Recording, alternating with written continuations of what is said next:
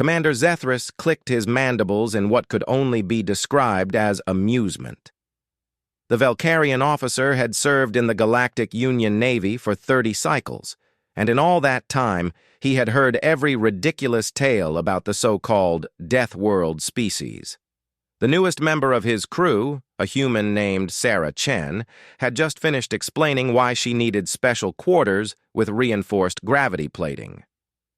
"Deathworlders," Zethris said, his voice translator carrying his skepticism perfectly. "That is what you call yourselves, yes? As if your planet is somehow more dangerous than the rest of civilized space." He gestured with one of his 4 arms toward the observation deck where several crew members were taking their rest period. "Every species has adapted to their homeworld.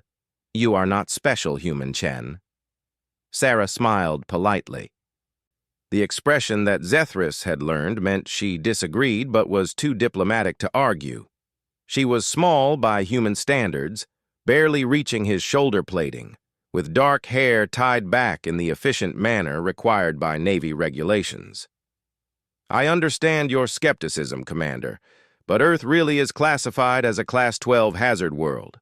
The gravity alone is almost twice what most species consider comfortable." "Bureaucratic nonsense," Zethris dismissed with a wave. "The Union classifies planets based on outdated criteria. I have visited 47 worlds, and I assure you danger is relative." Before Sarah could respond, the ship's alarm system erupted in a screech that sent every crew member scrambling to their stations. Zethris's personal communicator lit up with an urgent message from the cargo bay supervisor, a nervous Plenthian named Rico. "Commander, we have a situation. The specimen has escaped containment." Zethris felt his blood chill despite his exoskeleton. The specimen. They were transporting a Kravix hunter from a captured smuggling vessel to a secure research facility. The Kravix were apex predators from one of the few worlds the Union actually avoided, creatures that could tear through reinforced steel with their claws and sense prey through electromagnetic fields. One Kravix had once killed 17 armed soldiers before being neutralized. "Seal all sections," Zethris commanded, already moving toward the armory. "Deploy security teams with neural disruptors. Do not engage directly." Sarah fell into step beside him, her movements quick and efficient. "Commander, I should come with you." "Absolutely not. You will report to your quarters and seal the door. That is an order." Zethris grabbed a neural disruptor from the armory, checking its charge. The weapon could theoretically stun a Kravix, though it had never been tested in real combat conditions. "Sir, with respect, I have experience with dangerous predators. Earth has many species that are similar to what you are describing." Zethris turned on her, his patience finally snapping. "Human Chen, your world may have creatures that frighten primitives, but a Kravix is a killing machine refined by evolution. It has no fear, no hesitation, and no mercy. The Union has lost hundreds of soldiers to these beasts. This is not a training exercise." The deck shuddered as something heavy slammed into a bulkhead somewhere below them. Screams echoed through the corridor, followed by the distinct sound of tearing metal.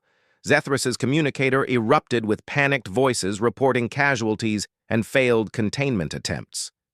Sarah's expression changed, becoming harder and more focused. "Commander, how many crew members are in that section?" 23, Zethris said, accessing the ship's manifest through his neural link. "Evacuation is in progress, but the Kravix is between them and the emergency exits." Another impact shook the deck. The lights flickered and switched to emergency mode, bathing everything in red. Zethris made a decision he knew would haunt him. "All personnel, retreat to secure zones. We will vent the cargo bay to space." "You will kill everyone still trapped in there," Sarah said quietly. "Better them than the entire ship." Zethris hated himself for saying it, but he had made similar calculations before. Command meant making impossible choices. His hand moved toward the authorization panel. Sarah stepped in front of him, and for the first time, Zethris noticed something in her eyes that made him pause. It was not fear or anger, but something else entirely. A kind of calm certainty that reminded him of the veteran soldiers he had served with, the ones who had seen real combat and survived. "Give me 5 minutes," Sarah said. "If I cannot calm the situation, then you can vent the bay, but let me try." "Calm?" Zethris repeated the word as if it were in an alien language. "You cannot calm a Kravix. They are not intelligent beings capable of negotiation. They are pure instinct and aggression." "Then I will have failed, and you will do what you must." Sarah held out her hand. "But I need you to trust me, Commander. Just this once."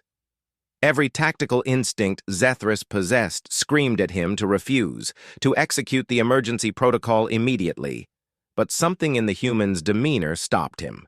He had not survived 30 cycles by ignoring his intuition, and his intuition told him that Sarah Chen knew something he did not. "5 minutes," he said finally, "but I am coming with you."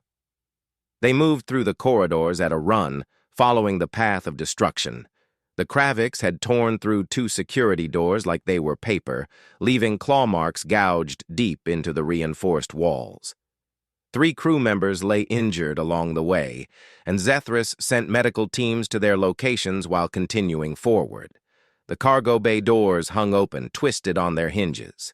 Inside, the Kravix crouched over a cornered group of crew members who had pressed themselves against the far wall. The creature was massive, easily 3 meters tall with 6 powerful legs and a serpentine neck topped by a head full of sensory organs and razor teeth.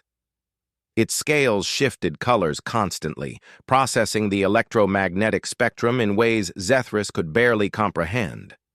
It sensed them immediately, spinning with impossible speed for something so large.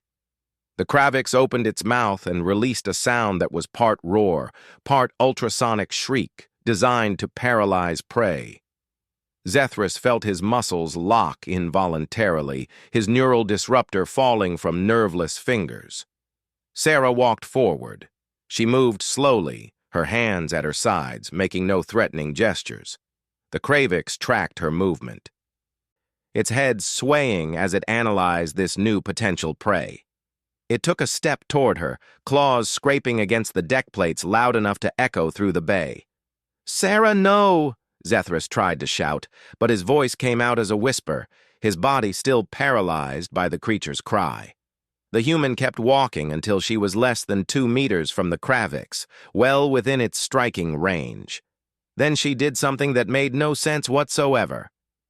She sat down on the deck, crossing her legs beneath her, and began to make a low humming sound. It was not a sound Zethris had heard before, somewhere between a purr and a song, rhythmic and steady. The Kravix tilted its head, confused. It took another step closer, its breath washing over Sarah in visible clouds. One claw reached out, slow and almost hesitant, extending toward her face. Sarah did not flinch. Instead, she slowly raised her own hand and touched the Kravix's scaled hide, just below where its jaw met its neck. Her fingers moved in small circles, and she continued that strange humming sound. The effect was immediate and shocking. The Kravix's aggressive posture relaxed, its muscles unclenching. The creature lowered itself to the deck, bringing its massive head level with Sarah's. Its eyes, which had been burning with predatory focus, half closed in what looked impossibly like contentment. Zethris felt the paralysis release as the Kravix stopped its ultrasonic attack. Around the bay, crew members stared in absolute silence as the human continued to stroke the deadly predator like it was a domestic companion animal. Sarah's humming never stopped, maintaining that steady, calming rhythm. "How?" Zethris finally managed to ask. Sarah glanced at him briefly, still maintaining contact with the Kravix. Apex predators on Earth respond to confidence and calm energy. This one was scared and defensive, not hunting. It broke containment because something frightened it, and then everyone's panic made it worse. She scratched behind what might have been the creature's ear ridge, and the Kravix made a rumbling sound deep in its chest. Most predators do not want to fight if they do not have to. Fighting means risk of injury, and injury means death in the wild. You just have to show them you are not a threat. It killed 3 crew members, Zethris said weakly. Because they shot at it first, Sarah replied. Check your security footage. It was defending itself. She stood slowly, never breaking contact with the Kravix, and began walking backward toward the damaged containment unit. The massive predator followed her like a trained animal, its earlier aggression completely gone. Within minutes, Sarah had guided the Kravix back into a reinforced cell, this time with improved ventilation and what she called environmental enrichment. The creature settled down immediately, curling into a resting position and closing its eyes. The medical bay confirmed later that the crew injuries had been defensive strikes, not hunting kills. The Kravix had been trying to escape, not attack. Proper sedation protocols should have been used, not neural disruptors that only angered it further. Commander Zethris found Sarah in the observation deck hours later, staring out at the stars while the rest of the crew gave her a wide berth. He approached slowly, still processing what he had witnessed. I owe you an apology, he said simply, and probably my career. You saved 23 lives today. Sarah smiled, that same diplomatic expression. You would have figured it out eventually, Commander. Earth has taught us to coexist with dangerous creatures. We share our world with everything from great white sharks to grizzly bears to box jellyfish.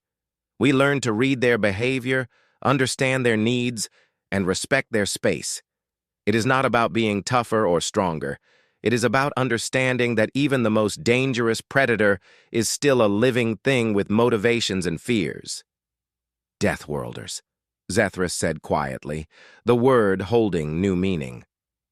Maybe the classification exists for a reason, Sarah acknowledged. Not because we are dangerous ourselves, but because we learn to live alongside danger and make peace with it. Earth did not make us into warriors, Commander. It made us into survivors who understand that sometimes the most dangerous creature in the room just needs someone to show it kindness. Zethris clicked his mandibles, but this time it was not in amusement or skepticism. It was in respect. The human had proven something today that would be discussed in academic circles and military academies for generations to come. Deathworlders were real, and they possessed abilities that other species could barely comprehend. As he walked away to file his incident report, Zethris made a mental note to approve every special accommodation request the humans made from now on. If touching an apex predator was considered normal behavior for them, he definitely did not want to underestimate what else they were capable of doing.